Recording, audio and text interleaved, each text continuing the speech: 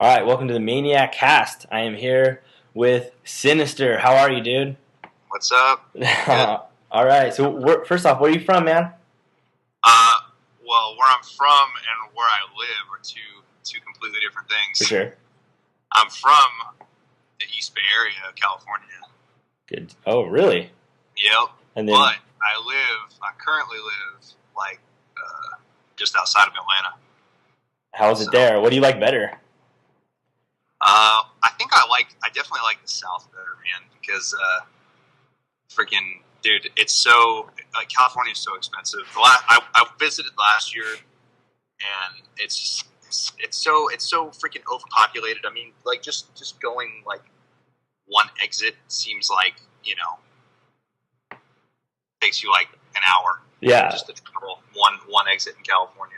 Like I was telling you, man. Atlanta's pretty bad, but like at least if you live outside of Atlanta, it's like not that bad, you know?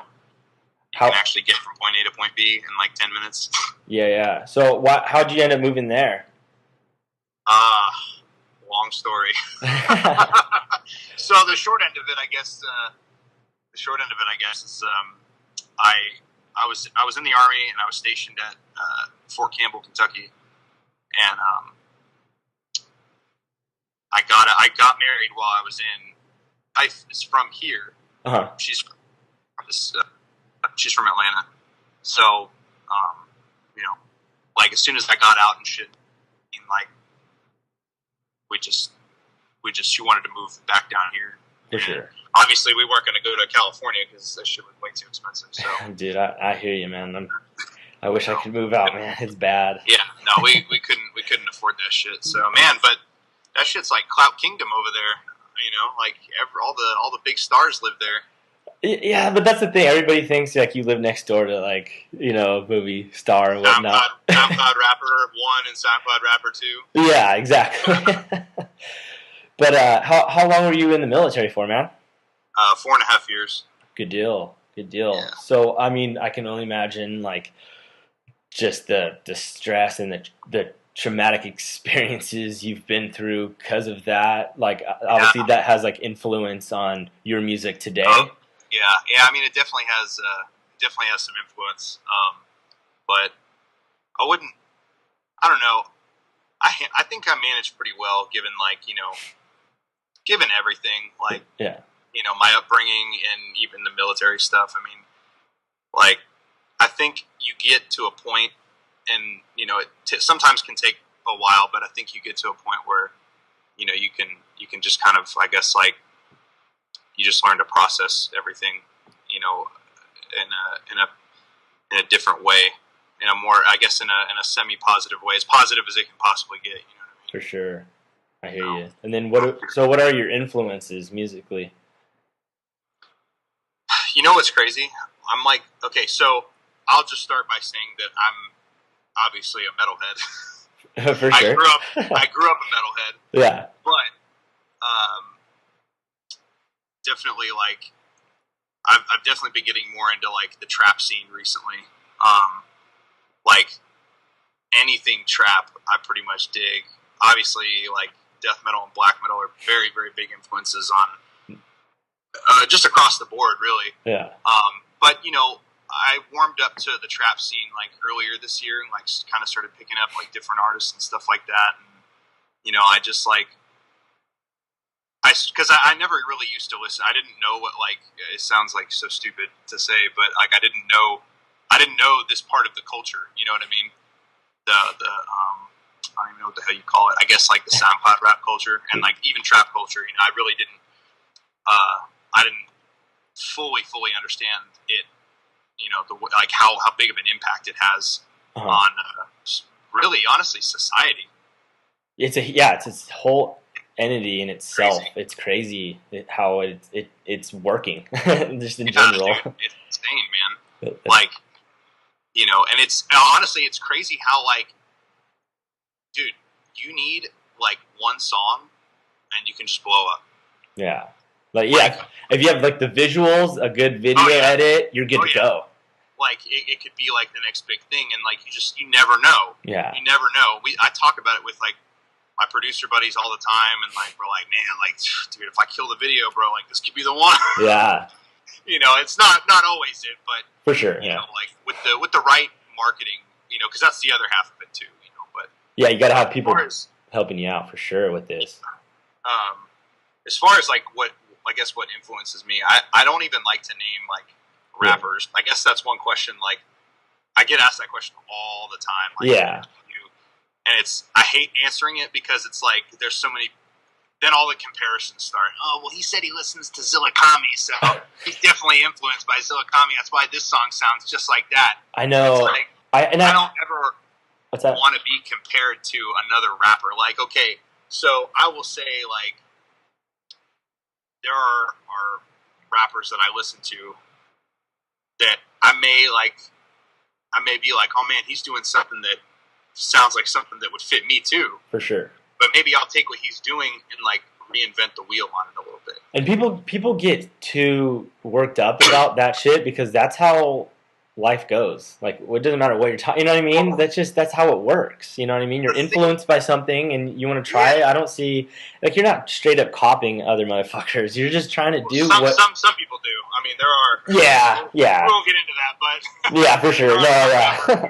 Their style is very easy to imitate, and unfortunately, there's a lot of copycats of them out there. But yeah, no, I mean, like, you know, I would say that like it's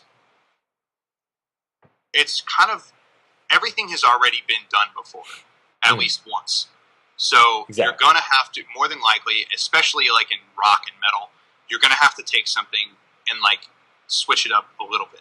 Exactly. You know. And those are the guys that are really blowing up. Not the guys that are copycatting people, but the guys that are taking a sound that's been done and redoing it. Like, I don't know if you follow City Morgue. Do you follow City Morgue by chance? No. Okay, so do you know who Zilla Kami is? No, I heard. I don't think I've heard of. So you should check them out. But they released a few singles on World Star recently, and like they were just like really, really dark, and they caught a little bit of traction at first. You know, it was more like oohs and ahs, you know, people were just like so shocked at what the hell these guys were doing. Like, what the hell? Watch their videos are pretty wild. But the thing of it is, though, is like I noticed is like they have a similar trap sound. Like it's dark for sure, but it almost they have like guitars in the background, you know, like as their melody lead type deal. Like instead of listening to like a ambient, like a dark ambient Ghostman lead. Yeah, they have like these like driving guitars. It literally almost sounds like a metal version of trap, you know. Yeah, it's crazy, you know, that's being incorporated into trap. You know, it's hard to do because some people go back and forth with it. It's not consistent throughout the song, if that makes sense. Oh yeah, their style is super experimental. I think it's really cool. You know, it took me a while for it to kind of like. I had to really listen to them a lot to like before I really started getting into them, but. Yeah, definitely. Like, I won't say they influenced me, but I'll definitely say I enjoy them. For sure. No, yeah, totally understood, man. Yeah, I definitely enjoy. They just dropped a new album. I think was it last week? So yeah, I've been playing a lot of that actually, especially in the gym. I'll definitely like you know hype type stuff. So definitely gotta look into that, man. It sounds badass. yeah, no, it is. So as far as like other influences, like. Especially the like type of music, the style, I guess, like influences of like depression, anxiety, breakups, like any like, can you go into that? Real life influences and stuff like that. Yeah, pretty much. But yeah, I definitely use like music as like a catharsis, like I think most artists do. For sure. Like it's definitely where like if I just have like almost anything weighing on me, like. Even if it's like just on my mind a lot, and it could be something from the most like pettiest thing, from like something stupid I saw, like while I was scrolling through Facebook that someone said, and like 5 other people were like, yeah, you know, just like you know, perpetuating ignorance, you know, type stuff, or that shit's getting worse and worse too, man. Right, Jeez. And then or even deeper, like oh man, like yeah, a breakup or something happened to me in my life or whatever, or something that. Man, I've never really spoke on that in my music before. Maybe I want to like go back and relive a moment in my life. And that, honestly, I guess sometimes, you know, when artists like do that, I guess it is kind of hard at a point for them to do it. It makes processing it easier, obviously, because you put it out there. But yeah, definitely, like, I think sometimes having to revisit points in your life, I think, are, I mean, you make peace with it at the end, but sometimes it can be difficult. Yeah, for sure. For sure, and I can definitely relate. I have horrible anxiety, and what I do to help that, the best thing to do is for me to just write. Whether it's like I try to like make a song. I don't play or I'm not in a band or anything, but like I just write like songs. So that definitely I can understand that. yeah, for sure. So were you going back to like, metal, were you in any metal bands like back in the day? Still Yeah. Shoot, a lot really. My friends used to make fun of me about like how much I used to like bounce around or how many bands I'd be in, but it wasn't like, it was like actual like bands too. It wasn't just like, oh yeah, I'm the lead singer of X band that has no songs. No, like every single band I was in like had songs. That's where I was. It was crazy, dude. Like, oh, you mean like we didn't go anywhere. Oh yeah. I mean, like, none of these bands really ever gained a lot of traction, but the thing was like, yeah, we definitely had songs, and actually, I had a falling out, and it sucks because those guys, like, I've kind of like peeked into their lives. If they ever listen to this podcast, they'll be like, oh shit, he's stalking us. But yeah, I've like low-key stalked a couple of them after, and they all went to like, a couple of them went to music schools. That's cool to see though. That's cool. But yeah, I mean, it's cool to see them doing their thing or whatever, but I honestly think that the band could have definitely went somewhere at the time. It was like 2008. I was in a band called Immortus, and it was like this extreme death metal, like picture like Cannibal Corpse mixed with like, oh wow, I don't know, your favorite black metal band with like, blast beats and stuff like that, dude. It was intense. I still have all the demos and stuff, even the ones I'm on. That's cool. That's badass. Yeah, I like posted it on YouTube too, because I'm like, that's like a piece of work from like 10 years ago that I'm still really proud of. That's like dope. I did shows with them and shit too, like around like the Bay Area and whatnot. Everywhere from like empty bars to like packed out couple packed out venues. Not everyone was, but yeah, man. That's cool. So it was just vocals, or did you play any instruments? No, just vocals. So all right, so take me down the process of actually writing your songs. Like, do you go just write your songs and then you have someone make the beats and you try to match what's up? Oh wait, I forgot. This isn't gonna be like recorded or anything, or video recorded. But no, yeah, this is my little book. Oh, that you keep? You have like everything written in there? Oh yeah, dude. Like, look at how like I write stuff, man. Like, damn. it's just like all in the sides and shit like that. Like, it's just a mess. Dude, it's a mess because like this is only like my second one, because I try to buy like ones that have like a lot of pages in them and shit. But yeah, man, like handwriting. I still use my phone from time to time, but like I think whenever I used to handwrite a lot when I was a kid. Like, I used to like write stories and shit. I still have them too.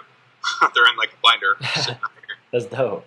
But I used to handwrite, and I would handwrite like I would hand jam literally do like 20 pages, like just like a fantasy, story or whatever, like some shit I would just like make up. You know what I mean? And just like I don't know. I had like an overactive imagination when I was growing up, like when I was a kid, in like early teenage years. And so, like, even in middle school, like, I would literally just handwrite shit. Like, I wouldn't pay attention in class. I was just writing stories and shit. Understand that. Making up stuff, Yeah. And, like, for the longest time, I wanted to be an author. I always thought that'd be cool, but I found a way to, well, we'll get to that later, I guess, but if it comes up. But I basically found a way to do, like, everything that I wanted to do in life. I basically found a way to combine it all into music. But, yeah, like, handwriting, I guess, is, like, the best form for me. I'll end up having to like retype it on the computer, so I can like visually see the final piece. But like I can see all of my ideas. You know what I mean? Because like what I start with when I'm writing is like not what I end up with almost never. Yeah. So sometimes like, and the process is different almost every single time. It just depends on how I'm feeling, I guess. Like sometimes I won't even have any scratches or any scratch outs. It'll just like the beat will speak to me so much. I'll just write it all down. But other times, I'll have to like write, and then I'll be like, I don't like that. Scratch it out, you know. And then sometimes that'll be the process, and it'll just be like me pulling like a line from here that I like that I said, and crossing out everything else, and then so on and so forth. So for sure. Sometimes it can get deep like that, and then like I'll look back at my paper and be like, holy shit, because I don't really notice it when I'm doing it, but I can step back, and look at it and be like, okay, I can visualize everything. You know what I mean? It's like a cloud. You know what I mean? And like I have all these ideas in this cloud, and I can just like pull different things, from different areas and stuff. So when you like you have like several guys making your beats, how does that work? Oh yeah, man. Like too many probably. I'm trying to narrow it down. So but do you go to them and say, hey, I need like 3 new songs, like I have them written up already, or how does that process work? So for me, I guess like it started off, I was only trying to work with like a couple of producers at the time, and like one of them was this guy Luke Goons. He's in like Denmark, and I still work with him. I still work with him pretty closely, but he's a good friend of mine. And then this other guy, Jedi, at the time, that was his name. This is his producer name, and he did most of like the first. He did like the original like Sinizter songs, like when I was doing like regular classic hip hop, I guess you could say. But he did a lot of those, and so yeah, pretty much the process would be like me, I guess like going to them and be like, hey, how much? Usually I'll have to ask, because every producer's price is different. So the first thing I always start is just like asking how much they charge, see if they're in my ballpark, or to see if I can like work something out. And at the time, they were really the two of them were like fairly cheap. Loop Goons is still pretty affordable, but the way I'm working up to now, dude, like beat costs is just like getting so expensive. Like because I'm trying to level up my sound. Yeah. And so I'm trying to reach out to producers that are like next level. You know what I mean? That are like they've produced for like Puya, they produce for Fat Nick. I'm actually talking about one in particular, Flexitelli. He's produced for like Shakewell, Fat Nick, Puya, like the main SoundCloud group. Yeah, exactly, dude. So I always was a fan of his beats. I'm like, damn, these beats are so freaking raw, dude. Yeah. I'm like, dude, I need this, bro. And so for the longest time, man, I was like, man, I wonder if this guy is like affordable, and then I wonder if I can reach him. I wonder if he's reachable, And so one day, man, I just like stumbled. I got a page invite from like Flex Camp Beats. It was like some new thing that he started with his like little clique of producers, like 3 of them. And I bought like 5 or 6 beats from them. Oh, wow. And one of them actually ended up being the beat. I don't know if you've heard the song Unleashed, but yeah, that's the one. Like, that's the one everybody loves right now. So that's gonna be the one I filmed the next video for. But really? Yeah, I like went off on that. I went off on that beat, and I showed it to him. I showed him the demo, and then I showed him the final product, and they were like, "Damn," So I started talking to Flexitelli himself, like just on the side. He actually responded to my DM, and I was like super surprised. We just kind of hit it off, and last month, I think it was in September, kind of like, I asked him like, man, if you have like a vault or something, man, that I can like look at of like old beats or something like that, like I'll buy old beats from you. I want your name on my work, For sure, yeah. You're comfortable with it, you like it, keep it rolling. So I was like, dude, like I'm like, yo, anything, bro, like one or 2 beats, and he was like, look, man. He was like, I normally really don't produce like for like basically non-named artists pretty much, but he's like, I can see that you take yourself seriously, and like whatever I give you is going to surface. So he gave me a price, and like we basically worked it out. So now I'm going to be making like quite a bit with him. That opened up like a huge door. Shout out Flexitelli, man, if he's listening to this, man. Like if he picks this up and takes the time to listen to it, but. That's cool that he did that for you. Like, he could have been like, nah, fuck this guy, Dude, dude, most producers are like that. That's like fun. most top tier producers, dude, they do not fuck with dudes in the underground, and it sucks, dude. It's heartbreaking because like there's a couple like higher tier like producers, and I'm like, man, I might if it's $1,000 that you want, I might go work for that so I can go invest it into one beat. Yeah, because that might be the one, man. It's just a gamble, man. Yeah, dude, those guys are like no joke. So I do have a little like collective of like predominantly Flexitele being a new one, but I do have a little collective of like guys that I like work with very, very closely. And yeah, it's usually me just kind of going up to them saying, hey, like I already know their price is the same for me all the time, so I just am saying, hey, can I get X amount of beats because I got this amount of money? Okay, yeah, sure, Good deal. Just goes from there. It's funny that you say the Unleashed is most popular. I like the No Smoke is definitely one of my favorite, and Morbid is probably my fave. Oh my god, I cannot believe you like the song No Smoke. Yeah. Dude, that's such an old song. That song is so old. So it's like totally irrelevant. So like what? Pretty much. As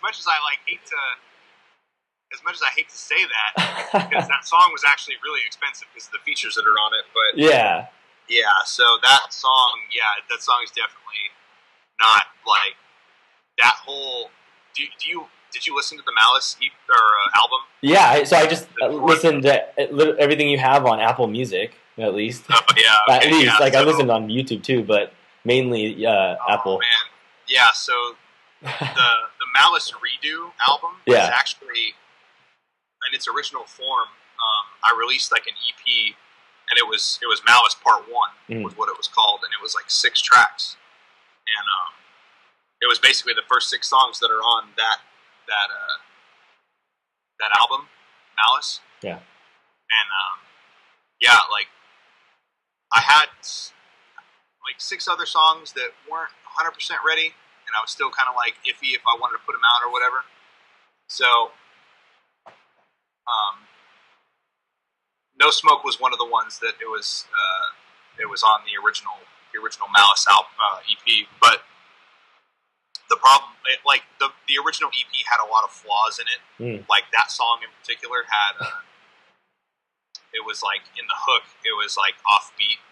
Like it just was mixed wrong. And I didn't mix or edit any of that stuff. All I did was track everything, but yeah, like it was, I guess like I have some scarring moments from like the Malice days. It was like one of your your first step, so you're kind of like iffy about it. Pretty much. Well, I liked it. Sorry. No. I mean, it's totally fine. Like a lot of people, there's a lot of my original fans that do like it. Yeah.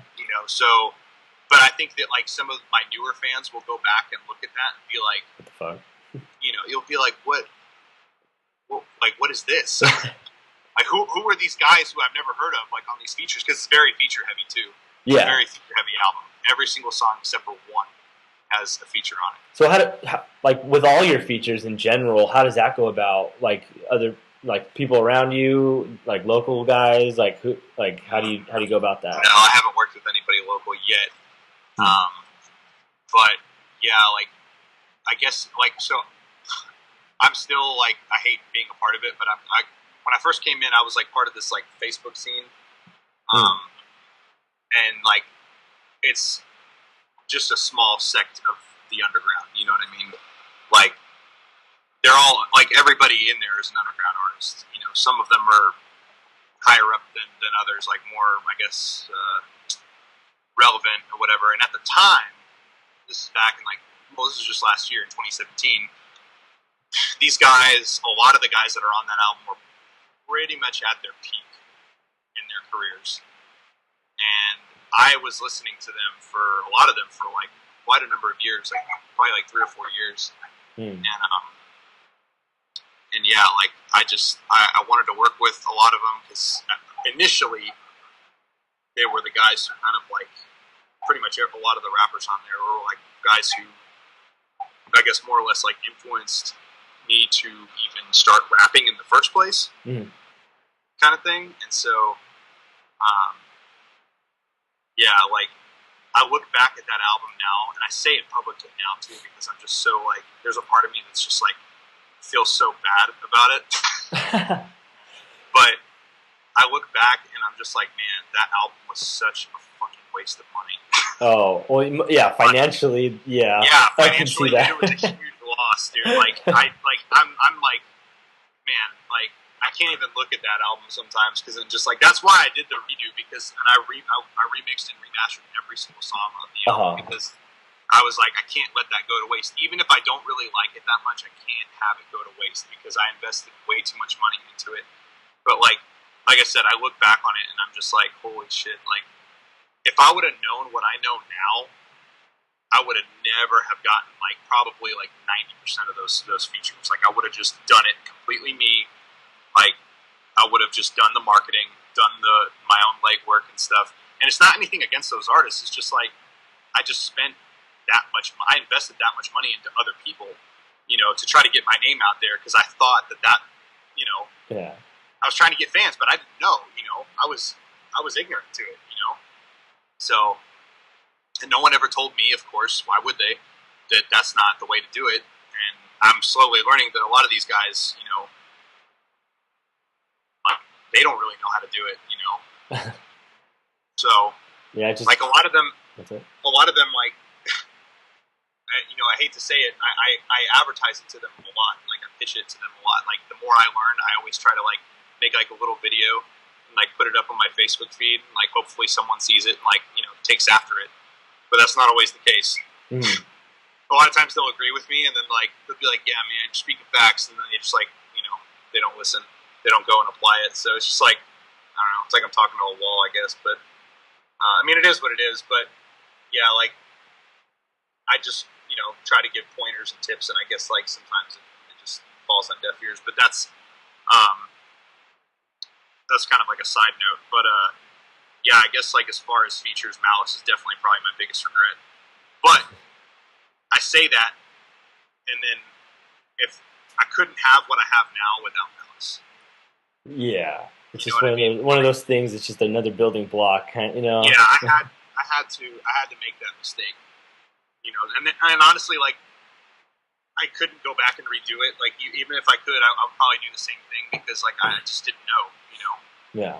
Like, it just, you know, and at the time, I think a lot of people were in the same boat as me. They thought that, you know, that was the thing to do, was to get features from, like, bigger artists. It was just the cool thing to do, you know what I mean? It was like, man, let's collab, bro, you know? And it was just like one of those things at the time that was what we did, you know? And now, like, God, you know, I know how they felt now being approached for collabs because I feel the same way now. It's like people hit me for collabs and I'm just like, no, dude.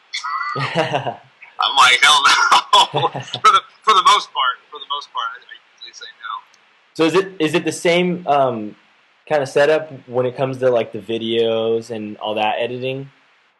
Like you do, what do you mean? Like who does that? Do you have that knowledge or? Oh man, yeah, he's gonna get his little shine in this interview because yeah man, he's the guy who like pretty much makes everything you see, you know. His name is Keaton, and he's got a business called Makotech Visuals. So shout out to him, shout out Keaton, because that guy puts in mad work for me like constantly. So and like he pretty much makes the visuals that you hear, like he makes Sinizter what it is. Like he really brings it to life. He like really works hard to do it. Yeah. But yeah, so he's kind of like his own you know thing too. You know, on the list of people who help kind of bring me to life in a sense. You know, for sure. Like definitely without him, like he's one of the only people I know in this area that I probably wouldn't have like a dedicated videographer if it weren't for him. I'd be like, you know, going from videographer to videographer to videographer, you know. But I found him, thankfully, and we had a rough start at first. You know, he'll even tell you. But yeah, no, like we just kept working together and we just built like a friendship. And at first, he wasn't even a fan of my music. And then, like, well, no, that's the funny part. That's what makes what makes our like friendship now so funny. Is like it was for him at the time. It was like it was like, yo, I kind of need like money, and you're paying me for these like videos or whatever. So like, yeah, I'll do whatever you want, like whatever, just pay me. And I'm like, all right, cool. Like like that was the extent of our friendship at first. That was how it started, and then from there it kind of just I was like, hey, I would hit him up. I'd be like, hey, I'm playing the show. Can you shoot it for me? Like, take pictures or whatever. Take some video. Yeah, man, I got you. And it like eventually it got to the point where I was like, hey, I need to shoot some more videos. Like, how much you charge for this? And you tell me a price and be like, all right, let's do you know of a cool spot? Yeah, man, just come here. I'm like, all right, cool. We just go find some spot like in Atlanta and just like just go shoot a video, and then he'd like edit it and dub the song in, and it would just be like, the coolest thing to me. Like, I'd see the final product and be like, damn, dude, I'm like, killed it. And so ever since then, recently back in August, he was filming a show I was playing at a festival, and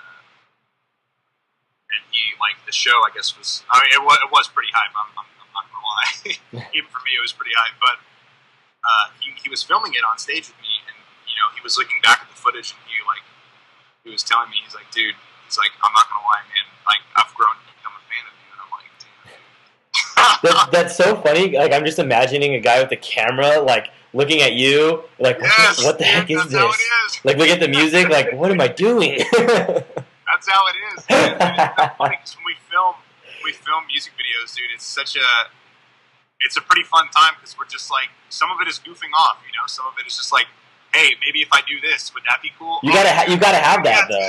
Do that, yeah. And we'll just, we'll just like go from there. And it's like, oh, dude, I could do this cool thing where, and he'll like do some like crazy edit to where, he'll make whatever I do look 10 times cooler. For sure.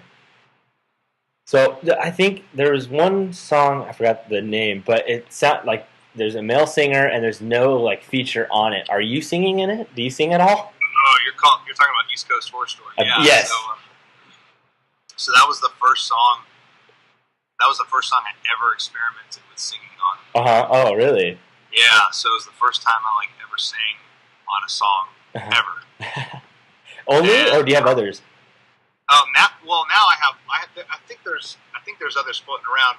Actually, you know what? There's only one that has surfaced. There's only one other one that has surfaced, and that is actually a feature I did for a buddy of mine named Nomadic.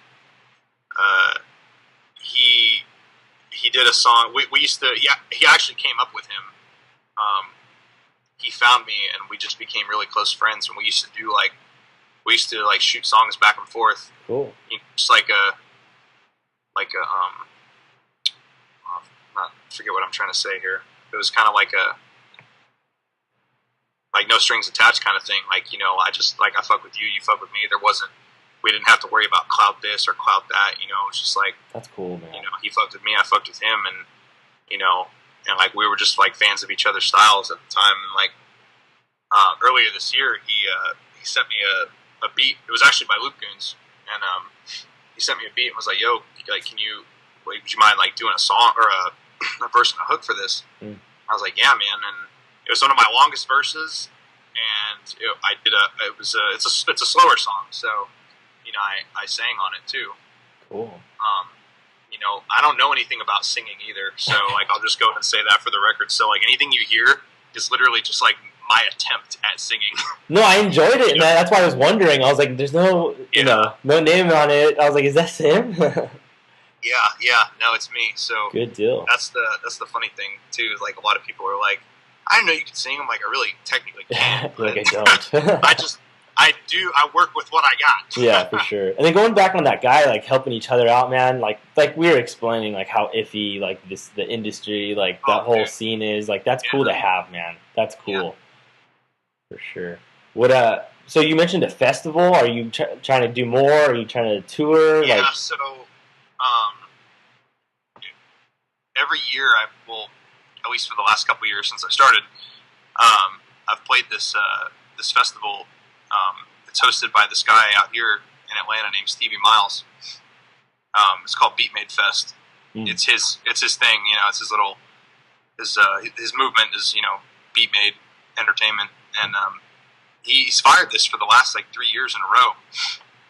The first one had like mass amounts of people, and I didn't go to it. I knew about it, but I didn't go to it at the time, and I wasn't rapping at the time, so I didn't perform or anything. But the second year, which was last year, was the first show I had played in like 10 years, probably more than 10 years, and it was just pretty crazy because it was a decent crowd and whatnot, and it was a good chance for me to, like, I guess, kind of work on my stage presence and whatnot.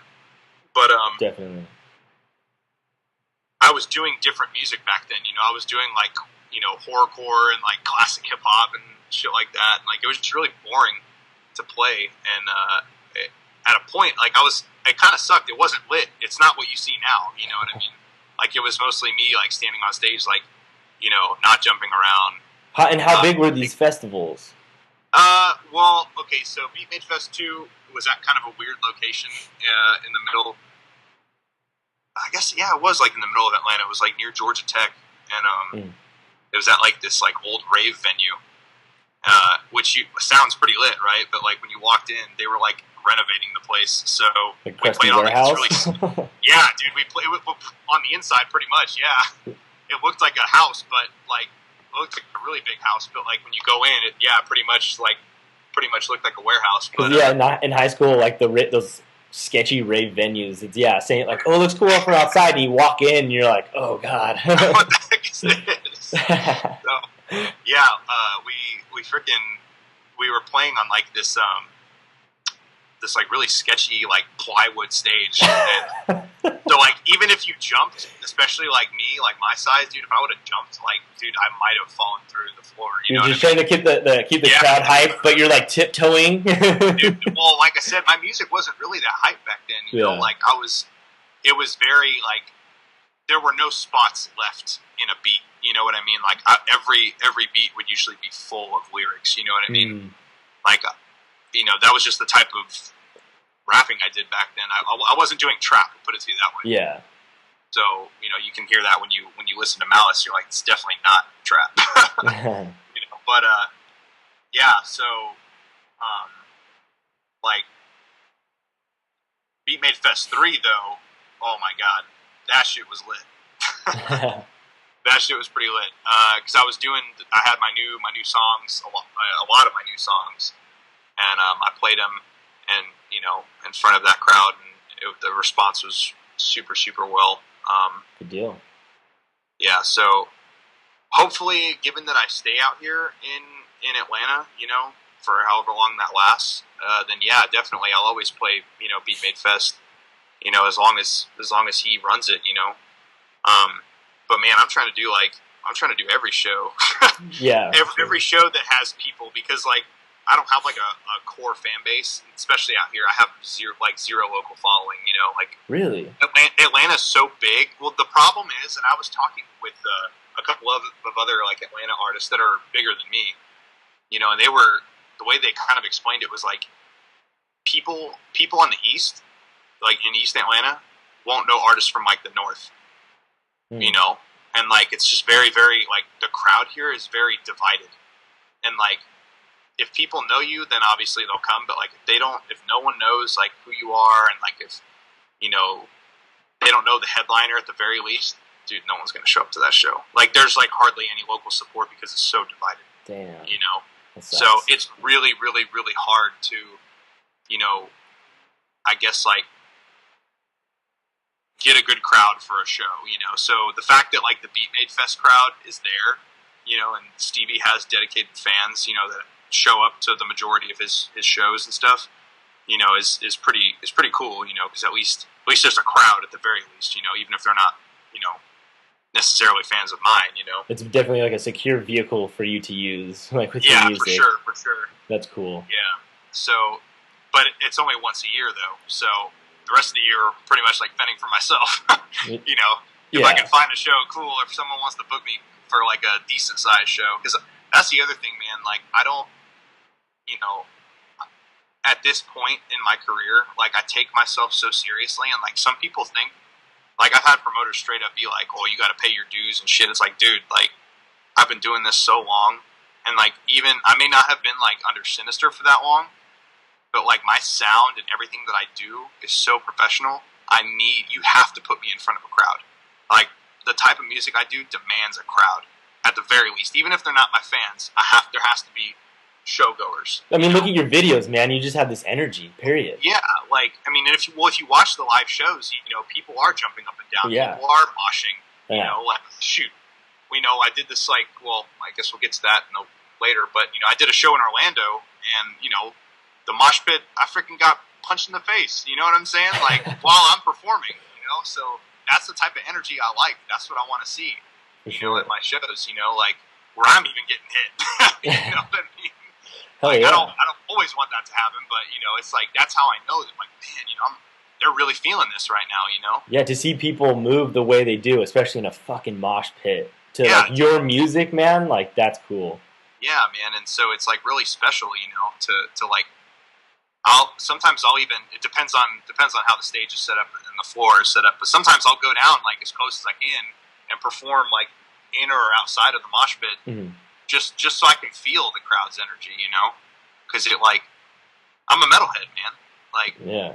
you know, I've chipped my tooth in mosh pits, man. I've gotten beat up in mosh pits, you know what I mean? Like, you know, as a metalhead, like, you know, that's a lifestyle for me. Like, you live for that shit, you know? Hell yeah, I remember. So I have to, like, reflect that in my music, you know? Exactly.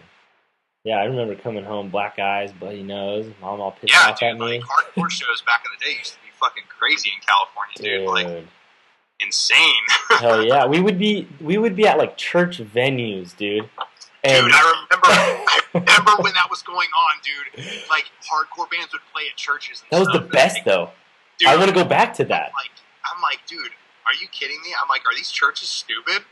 I'm like, But the thing, it wasn't like the normal church people that were like going about, like that were running it. It was just someone else, kind of, you know what I mean? So they didn't, and because there was a lot of shit. I mean, from what I've experienced, like in high school, the drinking, the drugs, before, during, and then like the mosh pits, the fighting. Like there wasn't any like management, no security. Like it was just hell. Yeah, that's why people liked it because the churches didn't understand. They're just like, oh yeah, you're a band, you don't want to play at our church. Oh yeah, sure, you can use our altar.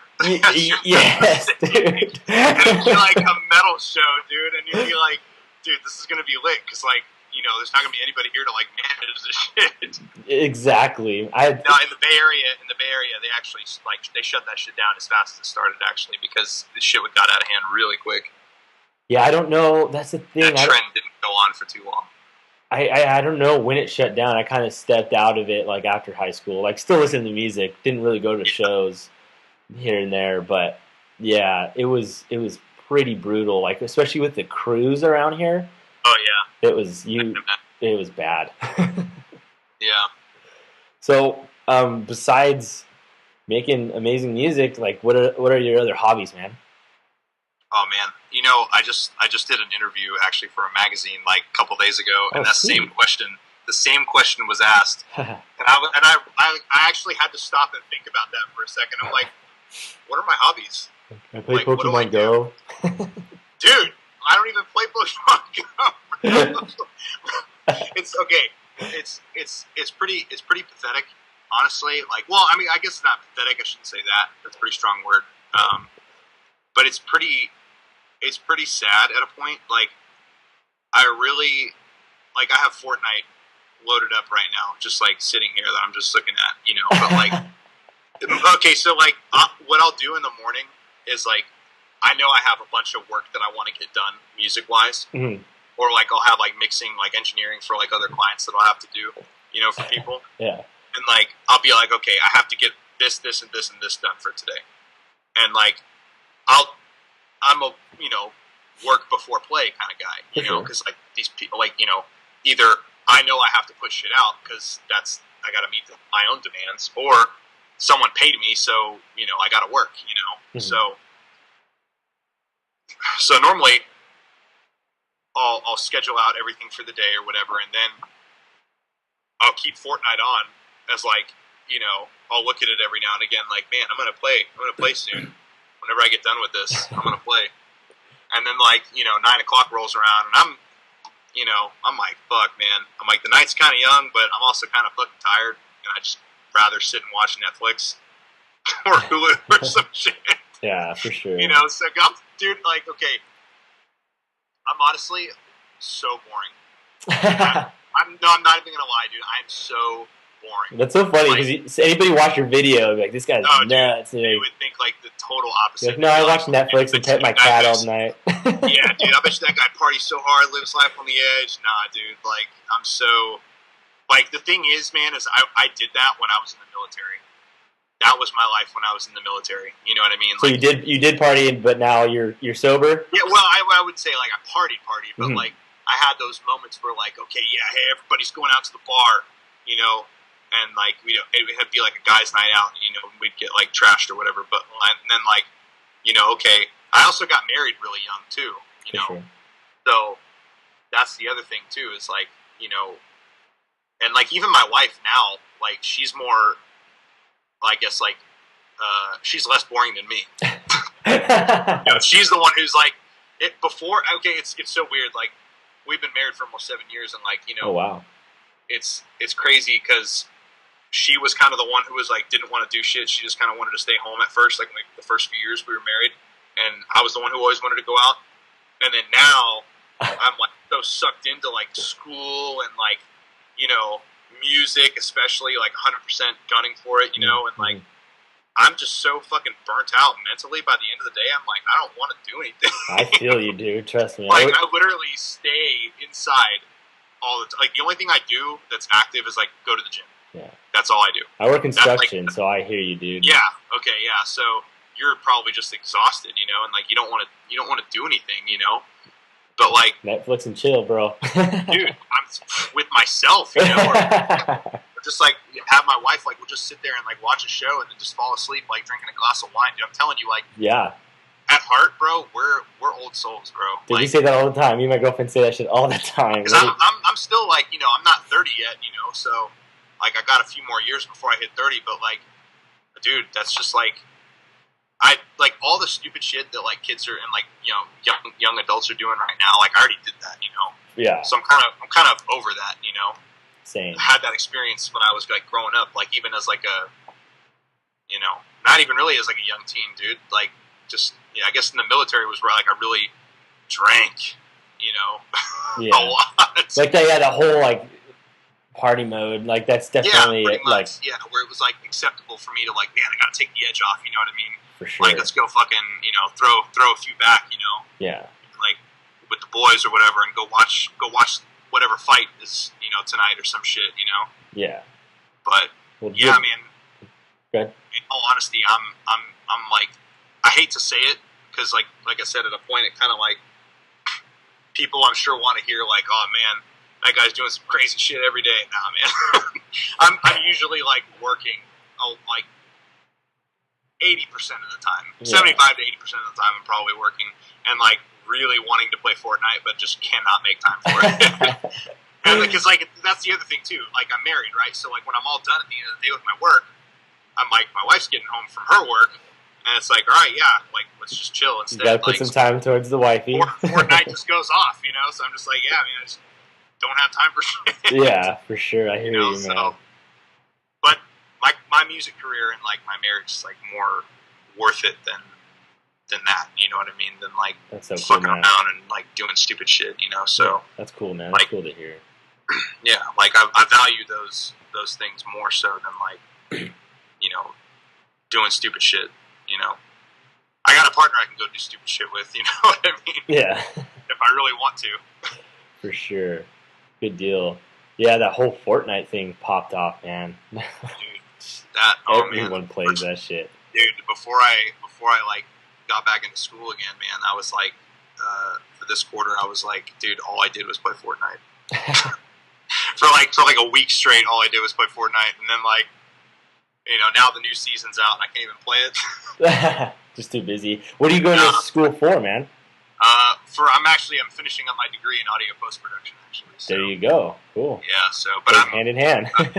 Yeah, I'm a certified audio engineer, though. I mean, I have my certification for that. So now I'm just finishing my degree in the film sound design department. So what's that? Just so I can honestly, the reason why I went to school. You want to know why? 100%. What is that? I was bored. I was bored. I just wanted to do something else. So I was like, I'm gonna go to school. That shit happens a lot though. Like people go in for one thing and then they totally 360 their fucking degree. So the other thing, so like the reason why I even started going to school in the first place for this was because I was using, I was in an electronic project 2 years ago, 2 years ago now, and I was recording everything in Audacity, and it was just the worst, dude. Like, do you know what Audacity is? I heard of it. Oh my god! Like some of these some rappers on the podcast might know what I'm talking about. And they're probably laughing right now listening to this. But I used to use Audacity. This before I never recorded anything Sinizter related on Audacity, though. Make no mistake about that, I did not. I mean, look at me, dude. I'm taking the first steps of my podcast career, and you saw how horrible it was. Way ahead of Audacity, dude. Audacity is Audacity is just fucking just AIDS, dude. Like, if you look at that shit is like, how do people use this? It's so archaic. And it's been around for so many years. Like, I remember recording into Audacity, back in the day. It's like the Morse code of recording. Dude, oh my god, it's bad, dude. It's really bad.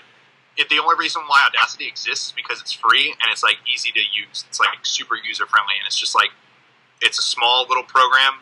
You can have, 2 or 3 tracks on there. Like the OGFL? Dude, no, worse than that. I'm telling you, this is dude, Audacity is bare bones. As bare bones as a dog gets.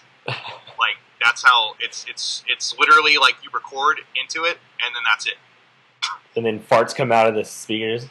Yeah, probably because it's the sound quality of Audacity overall. It's just, and you can only export in 16-bit too, so it's it's just really it's not ideal for use for a professional artist, right? Yeah. So, I forgot where I was even going with all this. Oh, the reason why I went to school, yeah. So I was tracking everything out of Audacity, and I'm like, man, I don't even know how to mix. I got to pay people to mix this shit, and they're telling me that this and this is wrong. I got to go redo this. What the hell? I don't even know what they're talking about. And I'm like, okay.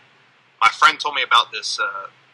He was in the Army too. We actually served together, and he was like, man, I'm gonna start going to the Atlanta Institute of Music. I was like, oh shit. I'm like, yo, I gotta check that out. And so I looked into it and just applied right away. And I was like, yo, I gotta go here.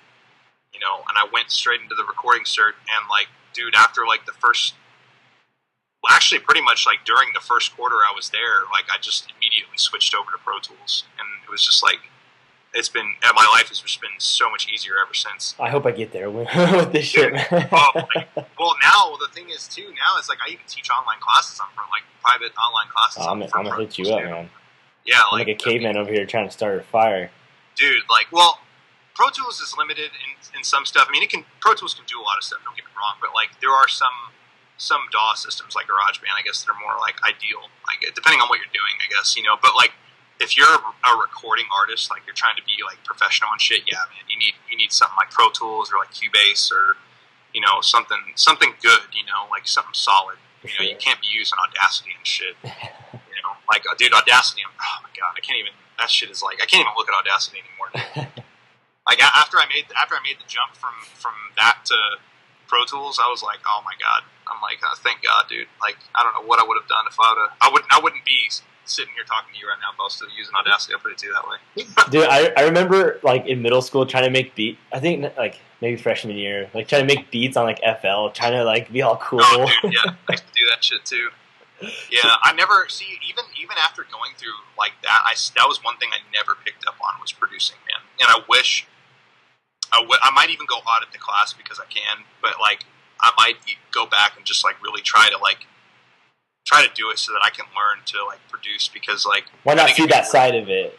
Yeah, well, I mean it was a class that I took 2 levels of, and it just never clicked for me, man. It just making a beat from start to finish just never clicked, and I've watched some dudes do it, especially in FL, man. They make a fire beat in 10 minutes. I'm like, yeah, I think, and it's kids nowadays too. I think what it is, I mean, don't get me wrong, I think you've always been vocals. I feel like people, especially like if they've used an instrument and they understand more of like the layout instrumentally, I guess. I don't know. That's just coming from... That was the other thing too, like, you know, I mean, I did like learn like basic theory too, you know, at this school too. I mean, the school taught me a lot, you know. Wow. That's cool. One of the things like I didn't pick up on was just producing. Like I said, it just never clicked. Maybe honestly, if they would have taught me FL instead of Ableton, maybe that might have been the case, you know. But I mean, you can still make some fire inside of Ableton, you know. It's just a matter of, you know, it's all the same thing.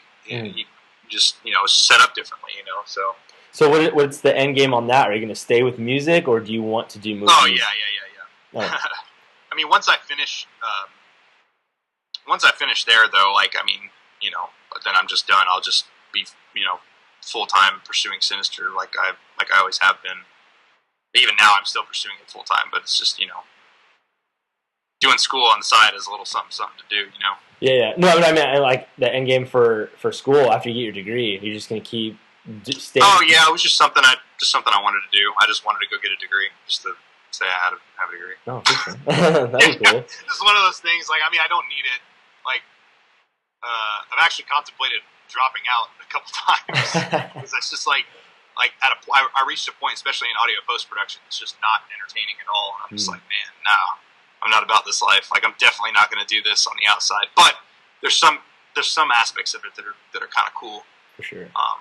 And honestly, like some of the things that like I do, like, you know, we learn like surround mixing, which is kind of cool. And like, I never really started doing it in my mixes, like in my original mixes. Like, if you listen to the Malice tape, I wasn't, to me, like, it's something that maybe only an audio engineer would notice, but like the way I was panning my vocals was just, and like most of it was just like a double vocal track, but everything would just be centered, you know, and like being in doing surround mixing, you know, everything is like, you know, we're you know, mixing in like 5.1, you know, in like big rooms and shit like that, and you know, moving little dials around and trying to put stuff in different speakers around the room. So it's really cool, you know, but that kind of opened my mind. Like, I kind of like translated that into what I was doing with my own music, and I'm like, oh wow, like if I just move these knobs, you know, here, and then I duplicate the track and move these knobs here,